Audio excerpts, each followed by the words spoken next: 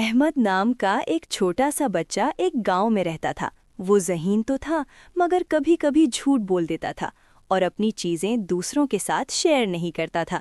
एक दिन स्कूल से वापस आते हुए उसे रास्ते में एक पुराना सा डब्बा मिला। जब उसने डब्बा खोला तो उसमें एक खूबसूरत सुनहरी पेंसिल रखी हुई थी। जैसे ही अहमद ने पेंसिल उठाई तो एक हल्की सी रोशनी चमकी और एक आवाज़ आई कि ये एक जादुई पेंसिल है जो सिर्फ उस वक्त चलेगी जब तुम अच्छे काम करोगे। अहमद हैरान रह गया और पेंसिल घर ले आया। जब उसने पेंसिल से ड्राइंग बनाने की कोशिश की तो पेंसिल नहीं चली।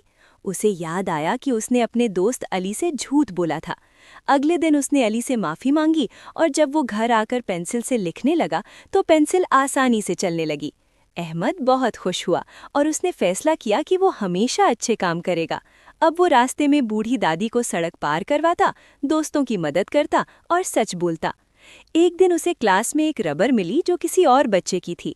पहले उसके दिल में ख्याल आया कि वो इसे रख ले, मगर फिर उसे जादुई पेंसिल याद आई। उसने फौरन रबर वापस कर दी।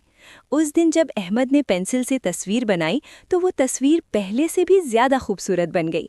आहिस्ता आहिस्ता अहमद एक बहुत अच्छा और नेक बच्चा बन गया और सब लोग उसकी तारीफ करने लगे। एक दिन अहमद ने पेंसिल से पूछा कि क्या तुम हमेशा मेरे पास रहोगी? तब वही नर्म आवाज़ दोबारा आई और कहने लगी कि असल जादू पेंसिल में नहीं बल्कि अच्छे कामों में है। जब इंसान नेकी करता है तो उसकी ज़िंदगी खुद ही खूबसूरत हो जाती है।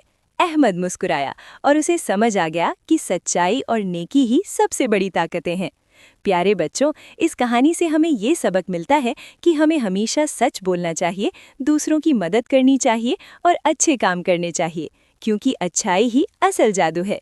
अगर आपको ये कहानी पसंद आई तो वीडियो को लाइक करें, अपने दोस्तों के साथ शेयर करें और चैनल को सब्सक्राइब करना ना भूलें।